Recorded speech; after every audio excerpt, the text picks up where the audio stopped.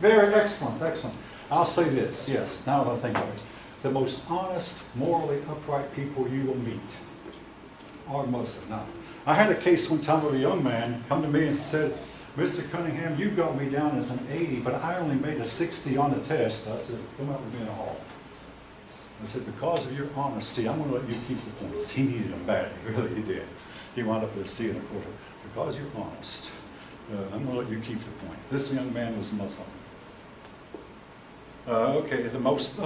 Winston Churchill visited an Islamic country one time and he noticed, oh, these people seem to be such peaceful, not hard work, but peaceful people. He said, he got to research and then he found out that yes, a lot of them are, but then Islam has a dark side. He did not embrace Islam himself. But okay, yeah, they're most honest people you can meet, yes. Well, what I'm trying to take away from this is, with this being a history class, Yeah. what you're saying is not saying all people.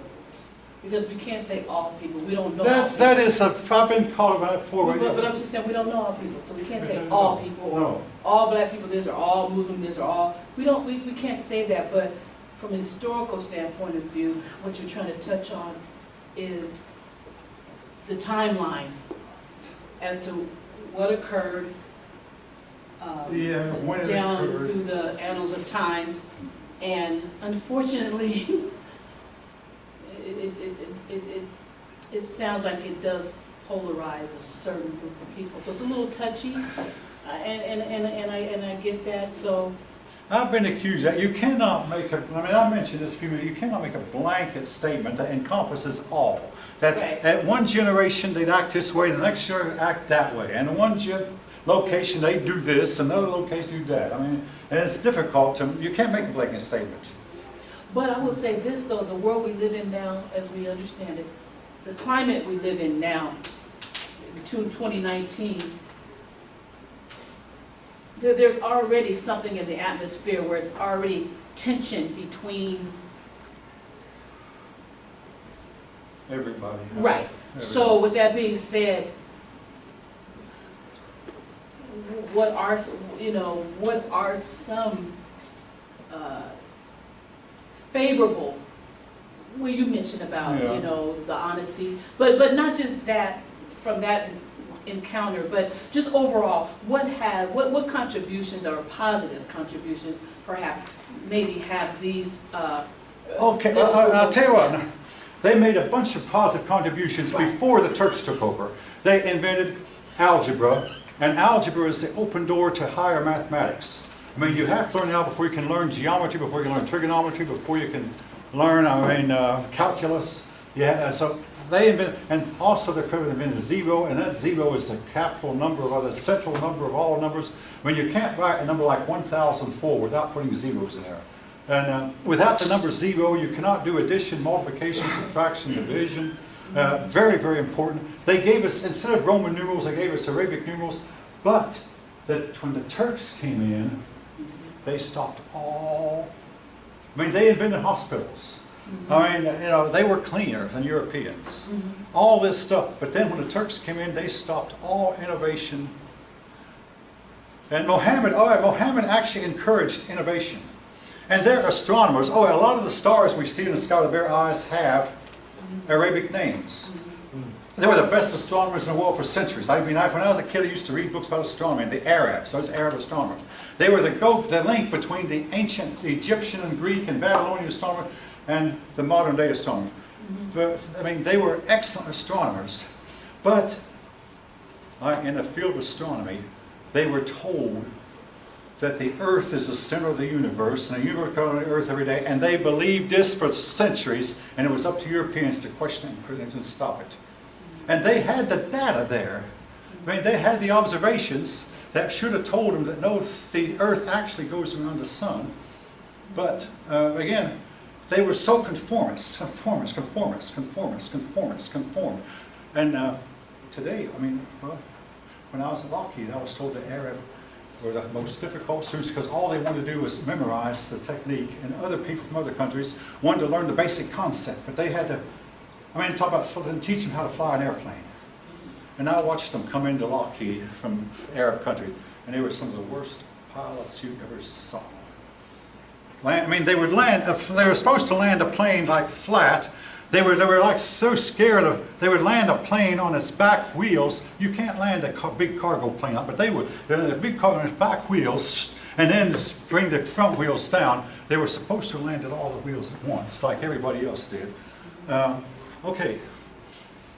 But they were difficult to teach because they just wanted to learn the facts and not the basic overall concepts. Okay, anyway, I'm glad for the discussion. Anybody else? But I mean, hey, I'd like to think of as much good to think. Well, I'll tell you this one. One Muslim man, he was a pretty good student. He asked me if he could do some work around my yard for some money. I declined the offer, of course, because, I mean, I'm not that rich. And besides, I do my own yard work. But he was very helpful. But also, Muslim women are some of the most dedicated, devoted students you could ask for. They oftentimes make A's in the class.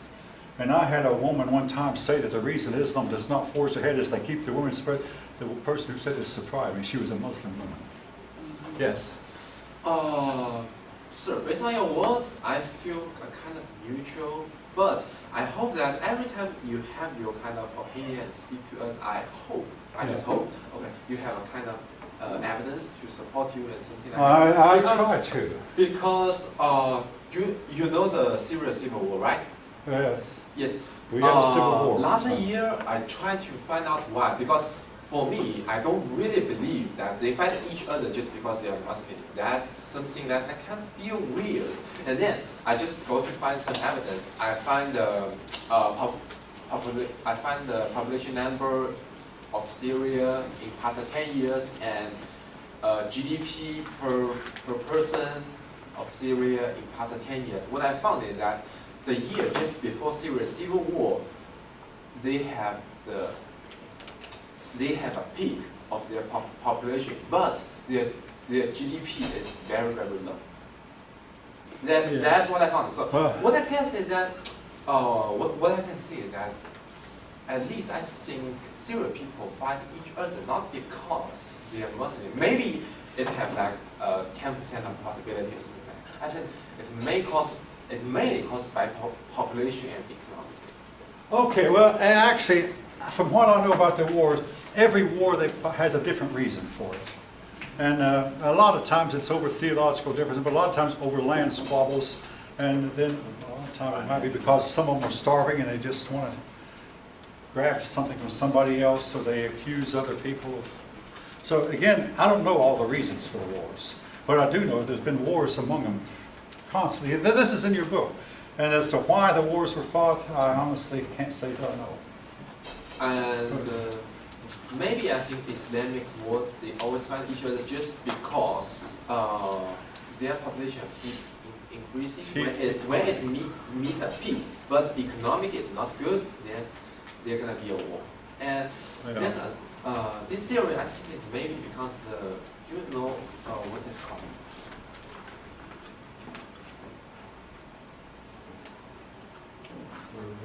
It's called. You're talking about holy war, jihad, or? It's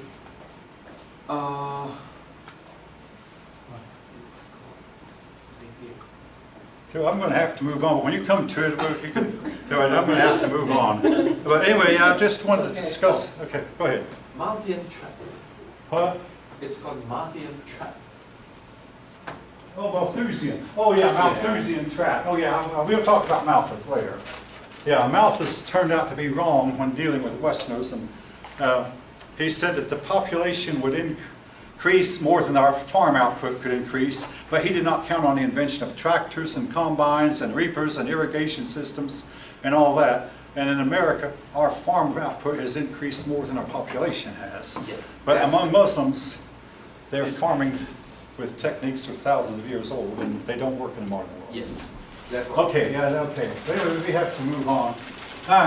Mughal.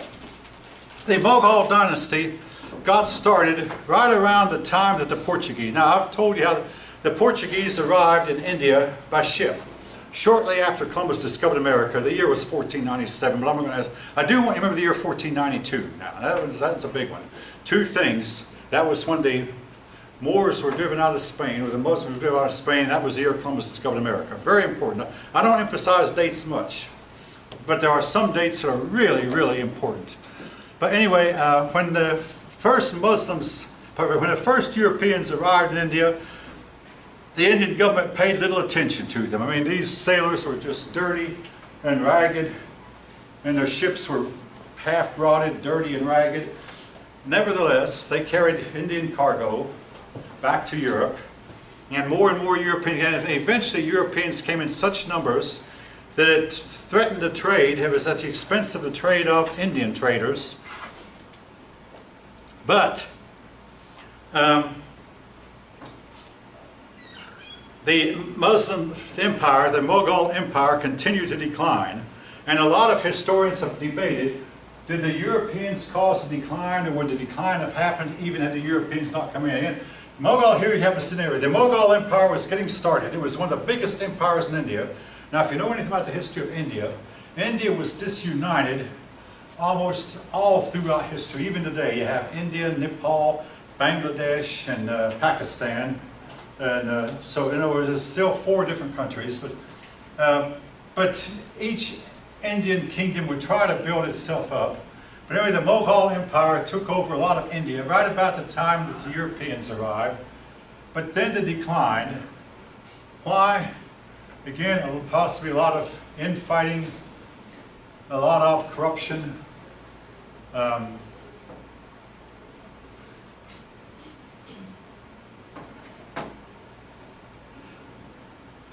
debating whether to, well, okay, I'll say this. Among religious people, whether it be Christian, Jew, or Muslim, the religious people can be the more corrupt than the non-religious when it comes to government. You put a bunch of Christians in the government and you're likely to have a lot of corruption. You put a bunch of Muslims in the government and the clerics, and they're going to lead to a whole lot of corruption. And we said when we took over Iraq, we took over Iraq, we don't want a bunch of clerics to rule. Secular rulers seem to do a better job than very, very religious rulers. And I mean, I'm saying this from my own personal observation. Just simply a matter of fact, not to be critical. I mean, but nevertheless, it's just simply when you have clerics, as religious officials running a government, oftentimes they run it and they show favoritism. And they can't see that they're doing anything wrong. Anyway, the Mughal Empire was not from India, but was from an area of what today is close to Pakistan. And the Mughal Empire was founded again using artillery, using gunpowder, even had elephants, used an elephant charge. He defeated an Indian army nearly 10 times the size of his. Now, folks, this is in your book. Now, we had a student, as some of you know, walk out of the class last time because I said that the United States could be defeated in a war. Genghis Khan conquered China when he had less than 10%. The Chinese outnumbered more than 10 to 1. And here's a case where the people from a foreign country conquered an Indian army when the Indian army outnumbered them more than 10 to 1. They might, well, how can that be? Yes. Wasn't that partly due to a lot of Europeans not knowing what an elephant was in this time period? Because well, the Europeans were not there. I mean, this was India we're talking about. The Europeans, okay, they were there, but they were not taking part in the fighting. They were just simply they're coming in ships, trading, and going back home. Well, whoever was fighting the people of India during this time, isn't that because they didn't? I will tell you what I think it is. I think it's because civilized people tend to become soft and not want to serve any army after a while. And then they can't handle a bunch of ruffians that come out of a heavy jungle or out of a rough upbringing. And a type of upbringing where you had to fight everyone. I mean, if you fought someone and whipped him, he'd get his big brother after you. And then now you get your big brother after that big brother. I mean, and you grew up that way. And you learn how to fight. And then you get in the army, and can beat an army that's 10 times because you know how to fight and the enemy doesn't. The enemy is soft and flabby, and civilization can do that to you. In other words, just the fact, I mean, true, we have the best army perhaps in the world, but how come right now China is threatening us at this moment, and so is Iran, and so is North Korea? Do they have something up their sleeve that we don't know about, that we're going to meet with a big super surprise if we actually engage them? But sometimes these ruffians can handle 5 or 6 of us more civilized folk. We more civilized folk become soft. And again, if you ever meet an alley fighter, run if you can. All right. But anyway, he beat an army nearly 10 times the size of his, the original Mughal ruler. And then his descendants continued to rule and build up armies, and they believed they should always conquer, but the problem is these wars cost a lot of money, and eventually drained the treasury. Is this the what do you call it, the Mongol dynasty? The Mongol? Yeah, the Mughal had, they were the founders of a dynasty. You keep saying he and his. What's that? You're saying he. Well, hey, okay, yeah, well, I don't really want to write down the name of the man who found, because I mean, you've got a lot to learn already. Especially, you're just saying the but the Mughal. Mughal, I want you to remember the name Mughal. Okay. And then there was the founder of the Mughal dynasty, I'm referring to as he. And then his descendants, so there was he, then he was a grandson who built the empire, but then there were his descendants who kept on fighting, constantly going. Okay, is that as clear as I, again, I don't want to get into the detail of the names because I'm trying to make it. I was just making sure I didn't. Just make, yeah, okay, thanks for clearing that. Your book mentions a man named Abkar, and he sounds like my kind of ruler. He was Islamic, but he had Christians in his court and Hindus. I mean, keep in mind, Indian religion. So he put Christians and Hindus in his court to get all different types of views. And he was tolerant toward Christianity. He never practiced forced conversions. Punishments for crimes were usually mild. Now, the Muslims tended to put a tax on non-Muslims to keep non-Muslims poorer than Muslims. But this man did not. In other words, Abkar is his name. I'm not going to write it down, but they had a really good ruler there at one point. Really good man. But after he got off the scene, the Mughal Empire began to decline. And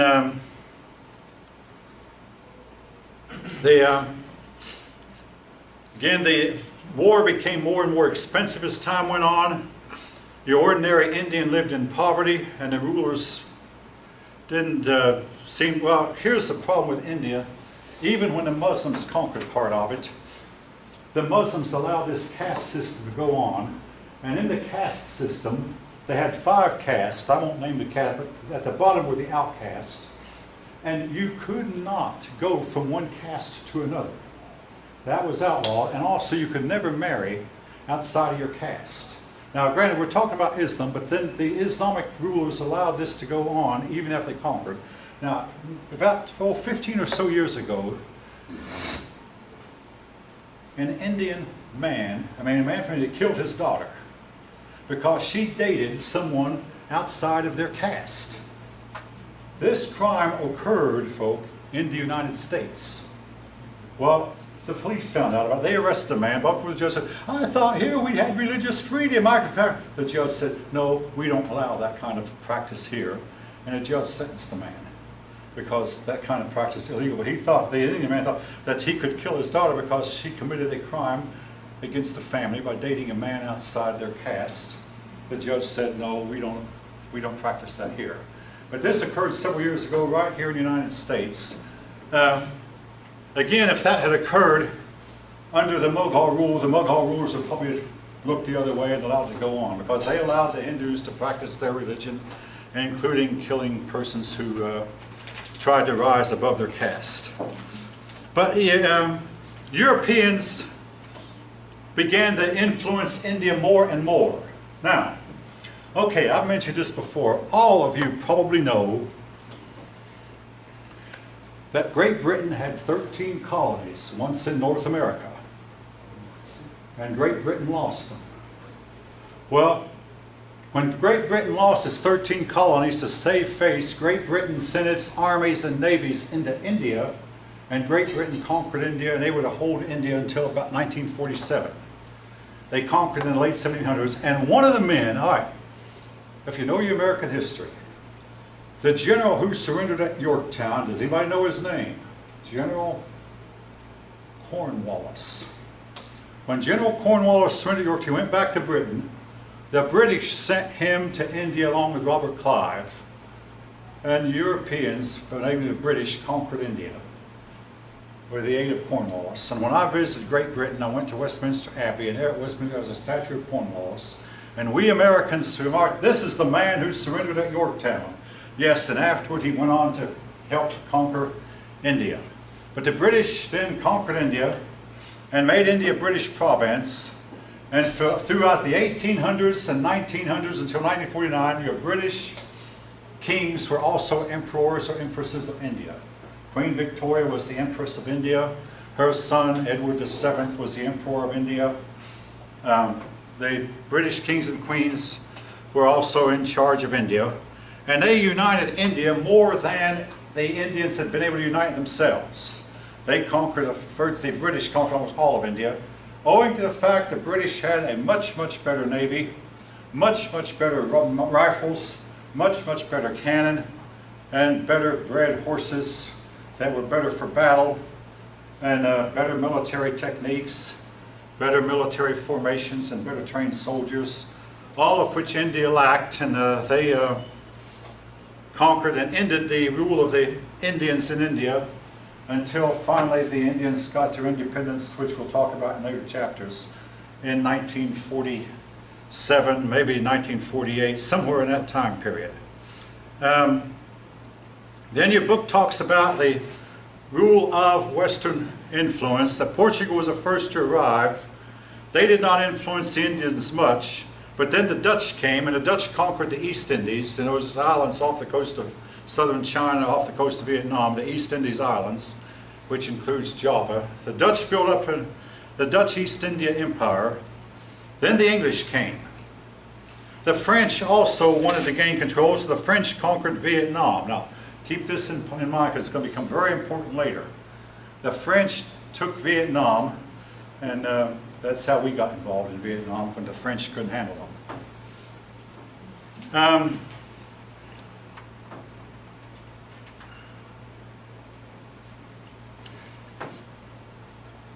Again, your book closes out the chapter saying the gunpowder empires might have been lulled into a sense of security by thinking that, hey, we have better gunpowder, but they didn't realize they should have innovated, should have copied the better equipped Europeans.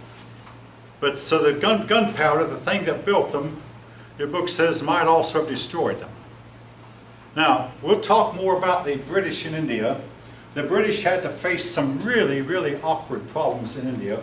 Number one, in India, men would marry 9-year-old girls, and the British had to decide, do we allow this or do we stop it? And they didn't know what to do because this was a built-in custom. And in India, when the husband died, the wife would throw herself on a fire and burn herself to death. This was to keep her from being a burden to the family. Folks, this is in your book now. You know, it's in your book in other chapters called the Zange, I believe.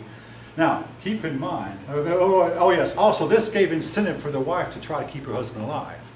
Because once he died, she had to have, but keep in mind, the woman might marry when she was 9, marry a 30-year-old man. Well, guess which one of them was going to die first? I mean, you know, anybody's guess.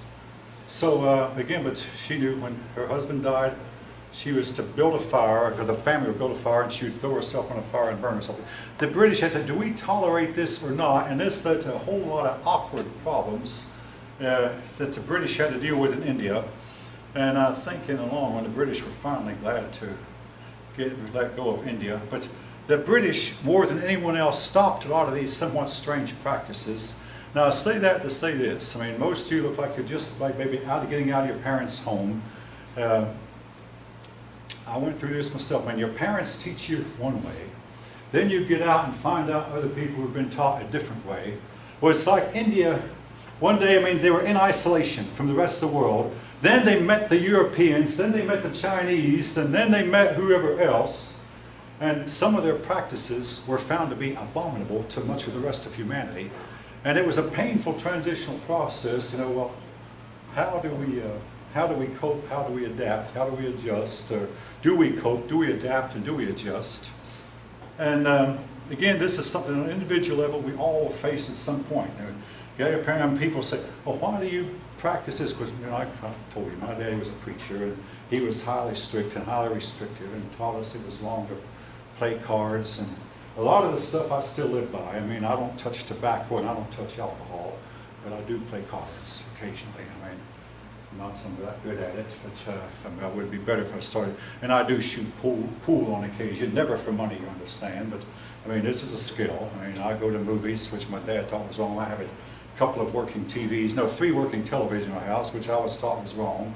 Again, people you meet start questioning, why do you do, then you start questioning yourself. It's normal.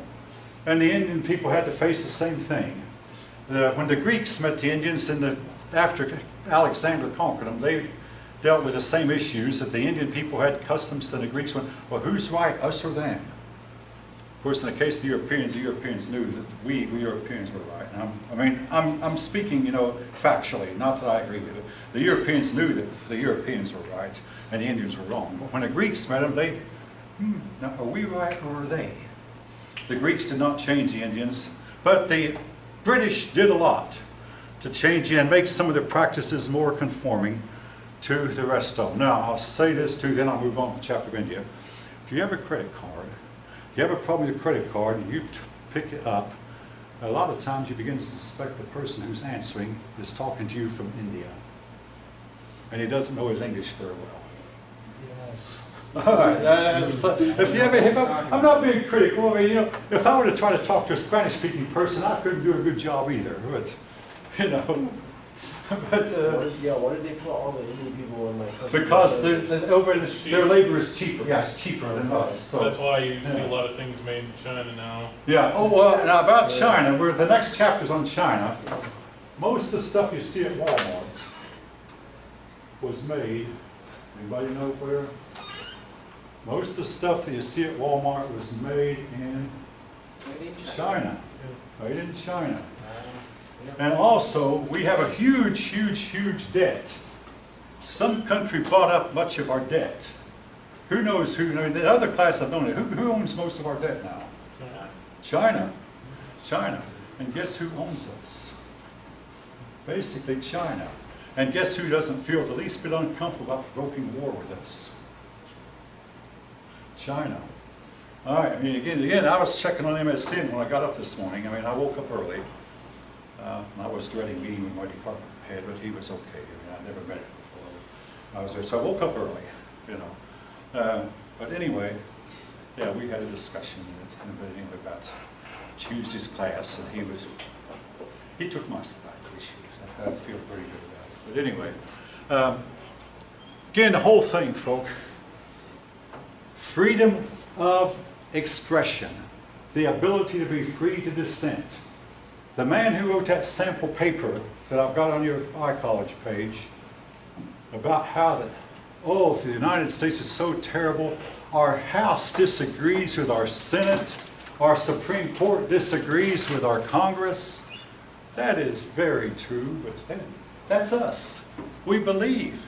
That's what makes us what we are. We believe it. My wife disagrees with me sometimes. I say more power to her. I'm not always right.